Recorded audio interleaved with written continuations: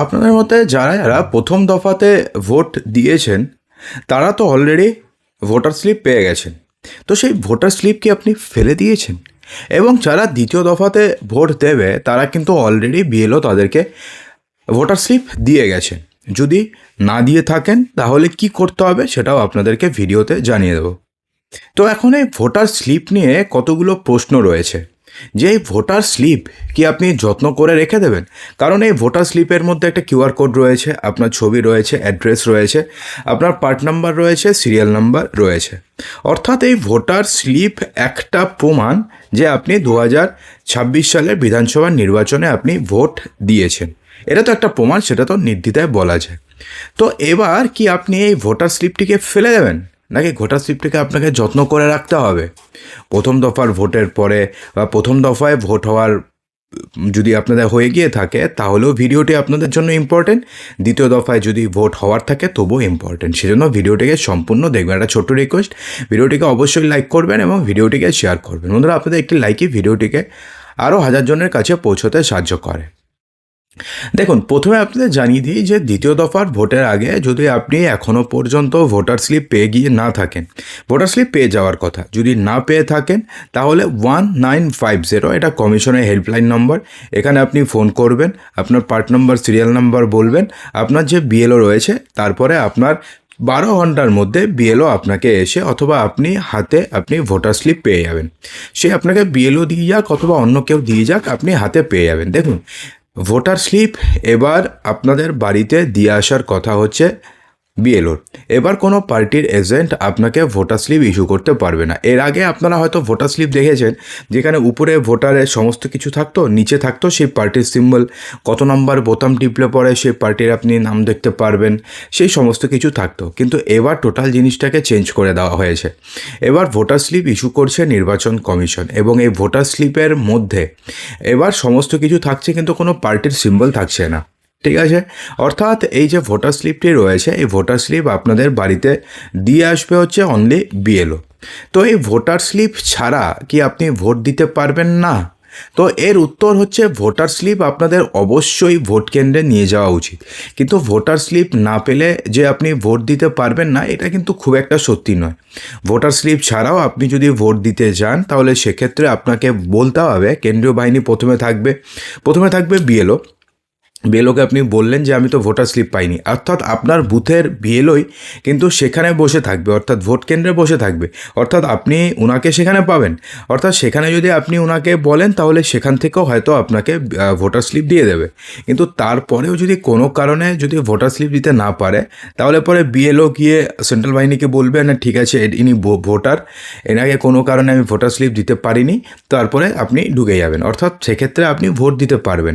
কিন্তু আপনাকে অবশ্যই ভোটার কার্ড না হলে আধার কার্ড, না হলে প্যান কার্ড, না হলে মনরেগার যদি কোনো আপনাদের কার্ড থাকে যেখানে সচিত্র পরিচয়পত্র, অথবা সেন্ট্রাল গভর্নমেন্ট, স্টেট গভর্নমেন্টে যদি আপনি এমপ্লয়ি হয়ে থাকেন তার যদি কোনো সচিত্র পরিচয়পত্র থাকে, অথবা যদি আপনার ব্যাংকের পাসবইয়ের প্রথম পাতা থাকে, তাহলে সেক্ষেত্রেও এগুলো ডকুমেন্টস নিয়ে গেলে আপনি ভোট দিতে পারবেন।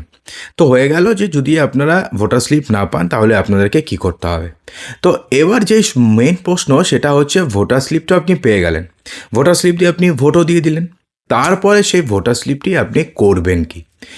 এর উত্তর হচ্ছে একটাই, যে ভোটার স্লিপটি যদি আপনি চান যে আপনি বাড়িতে রেখে দেবেন তাহলে আপনি রেখেও দিতে পারেন, অথবা যদি আপনি চান যে ভোটার স্লিপটিকে আপনি ফেলে দেবেন তো ফেলেও দিতে পারেন।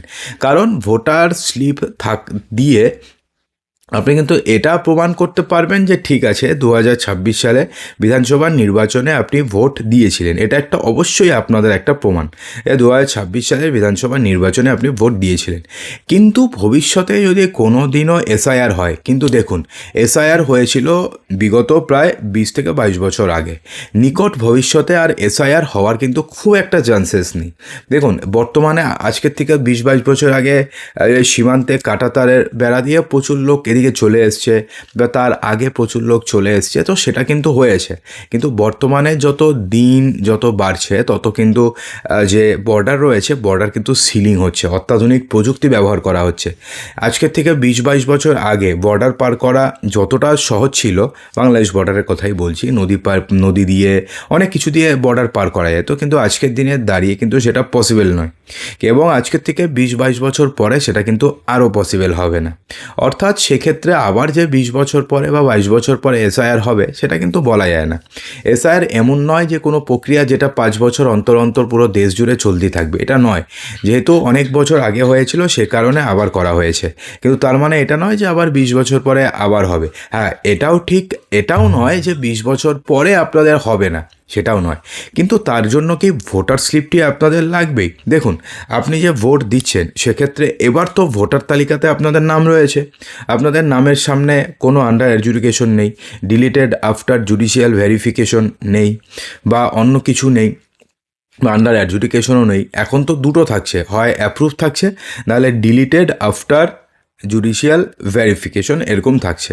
তো সেক্ষেত্রে যদি ডিলিটেড আফটার জুডিশিয়াল ভেরিফিকেশন যদি থাকে, তাহলে পরে তো সেক্ষেত্রে তো আপনি তো ভোটার স্লিপই পাবেন না, সেক্ষেত্রে তো কোনো প্রশ্নই আসছে না, কারণ আপনার নামে তো কমিশন ভোটার স্লিপই ইস্যু করবে না, তো পাওয়া তো দূরের কথা। তো সেক্ষেত্রে আপনি ভোট দিতে পারবেন না, কারণ যে ভোটার স্লিপটি এখন বেরিয়েছে, তো সেক্ষেত্রে তো আপনি ভোট দেননি, কারণ আপনাদের নামের পাশে ডিলিটেড আফটার জুডিশিয়াল ভেরিফিকেশন আছে।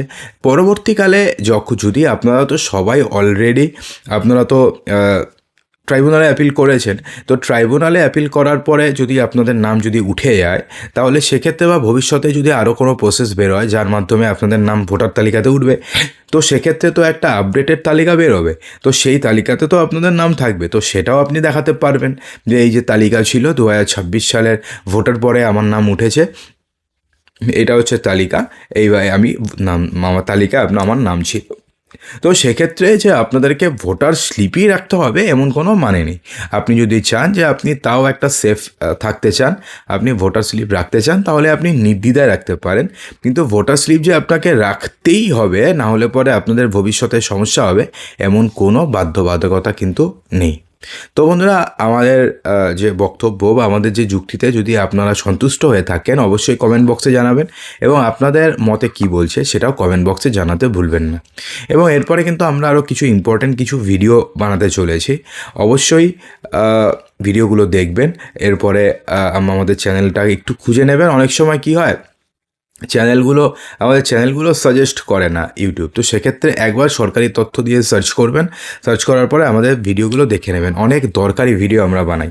তো এই ভিডিওটি যদি ভালো লাগে, আশা করি যে আমাদের পুরনো ভিডিওগুলো আপনাদের ভালো লাগবে, এবং নতুন যে ভিডিওগুলো আমরা করব সেগুলো আপনাদের ভালো লাগবে। তো অসংখ্য ধন্যবাদ ভিডিওটি সম্পূর্ণ দেখার জন্য।